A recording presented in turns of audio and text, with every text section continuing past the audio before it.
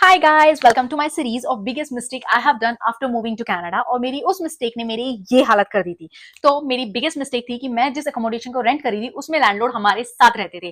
Please please please never do that. It was an Indian family. Starting में दे were like कि हम family की तरह रहेंगे, हम आपको फूड भी देंगे। ऑफर वॉज वेरी टेम्पटिंग क्योंकि मुझे खाना बनाना नहीं आता था, दो I was paying extra for the food, but still it was very good deal. तो आई वॉज लाइक ओके, बहुत बढ़िया। बट आफ्टर सर्टेन टाइम जो खाना कल बनाया वही हम नेक्स्ट डे भी खा रहे हैं, मतलब जब तक वो सब्जी खत्म नहीं होगी हम सुबह भी वही खा रहे हैं, रात को भी वही खा रहे हैं, अगले दिन भी वही खा रहे हैं। स्टिल कोई बात नहीं, बहुत बढ़िया था, कम से कम खाना तो मिल रहा था ना। I was okay.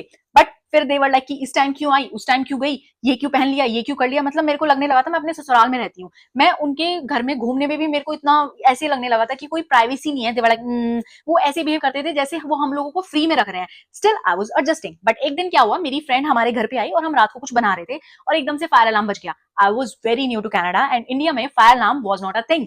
तो फायर अलार्म हमारे लिए बहुत नया था, बट मेरे ऑनर के लिए तो नॉर्मल था। But still they reacted as hell. They were shouting, screaming, oh my god क्या कर दिया, क्या कर दिया, हमारा घर चलाओगी क्या, हमारा घर चलाओगी क्या।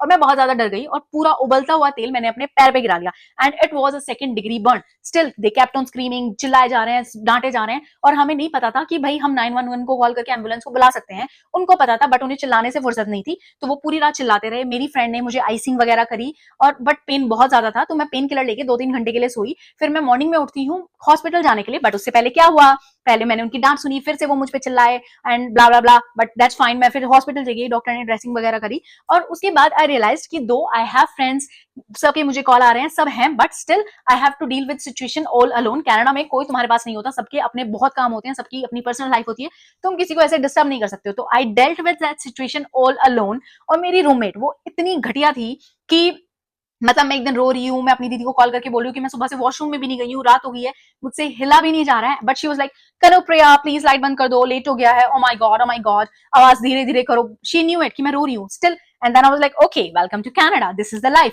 दैट्स फाइन, छोड़ो, मैं बहुत स्ट्रांग हूँ, मैंने ये सबसे डील कर लिया। बट मेरे घर वालों ने फिर मुझे समझाया कि प्लीज तुमसे खाना नहीं बनाना आता है, तुम टिफिन सर्विस ऑर्डर कर लेना, इस अकोमोडेशन से तुम सबसे पहले निकलो। एंड थैंकफुली मैंने उनकी सजेशन ली, मैंने वहां से मूव आउट कर लिया। अब मैं अपनी अपार्टमेंट जो रेंट करती हूँ वो प्राइवेट अपार्टमेंट है, उसमें कोई लैंडलॉर्ड की चिक चिक चिक पिक पिक नहीं है। तो ये बहुत ही अच्छी बात है।